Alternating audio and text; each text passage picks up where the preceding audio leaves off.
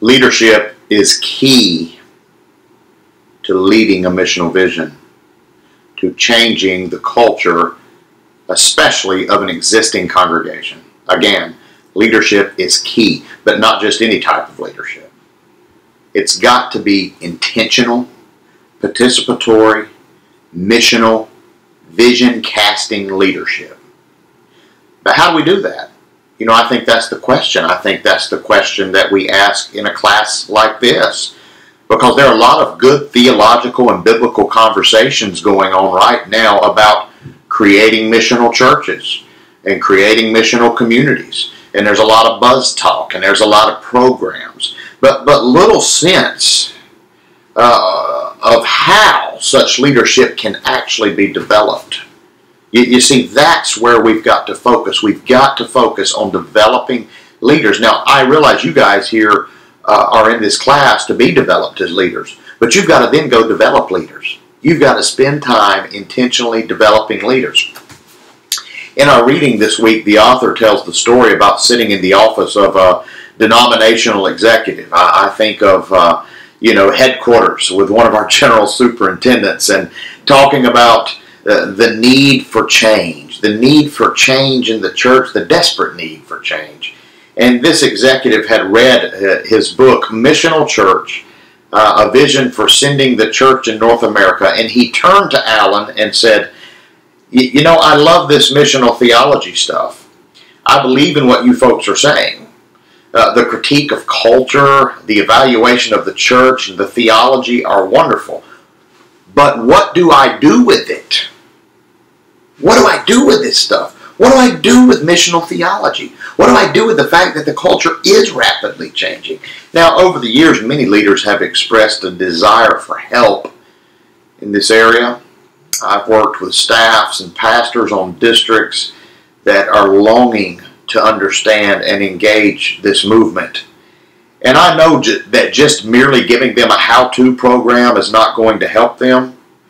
You see, missional and kingdom, or missio Dei, if you will, theology, it's a way of thinking that is so ingrained in our DNA, it must become a way of being. You see, for a leader to cast missional vision, he's got to embody it. He can't just employ it. He can't manufacture it. He's got to live it. There's got to be a shift in the leader if there's going to be a shift in the ones following the leader. Now, we live in a period of continual change, rapid fire change, and leaders suddenly find that the skills and capacities in which they were trained, I know for myself in Bible college, it's just of little use in addressing this new postmodern situation and environment. So, what do congregational leaders do? What do pastors do when the skills that have been effective in drawing people to a building in the past, you see, that's what we're dealing with. We're dealing with more of a seeker attractional mindset that stem out of the 70s and 80s and into the 90s to a new postmodern mindset that's more missional, that's more participatory. It's not a come and see theology anymore that we're dealing with. It is a let me equip you to go and be the church. And let's go and be the church together.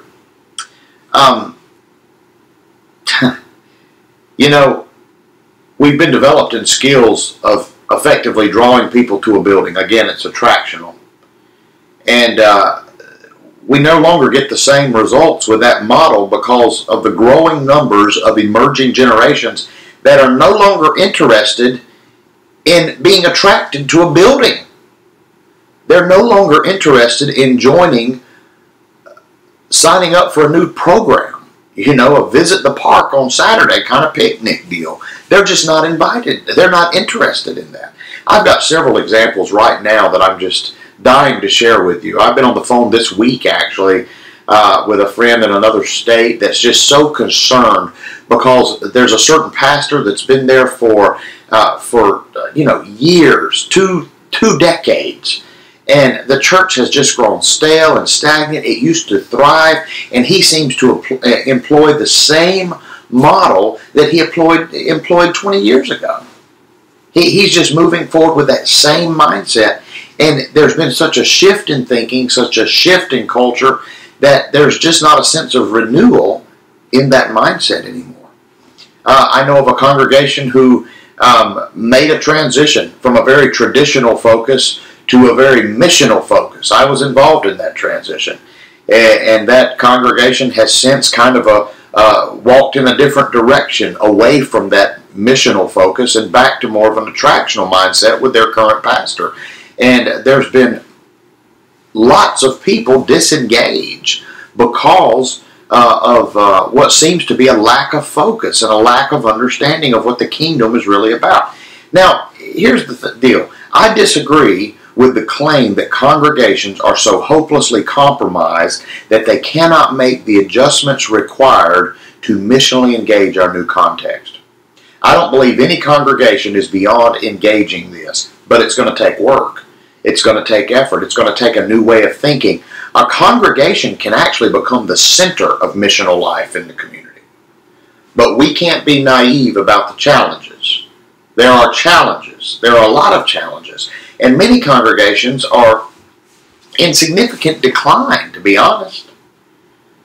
For a lot of people, the congregation is little more than a haven in a heartless world. You know, it's a dispenser of religious goods and services to individuals. It's nothing more than a consumer-driven mindset where we go to have our needs met.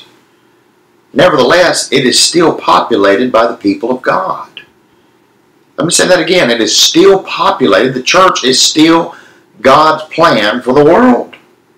And so God chooses to create new futures in the most amazing ways and in the most amazing places that we would never guess.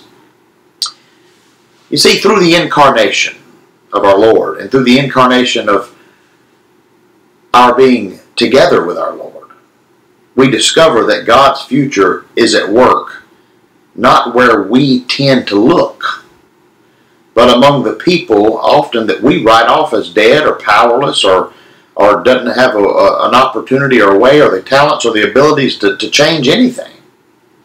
And if the Spirit has been poured out in the church as it is, not as some ideal type, then we must be compelled to believe that the Spirit of God is at work and alive among the congregations of America, among the congregations of our world.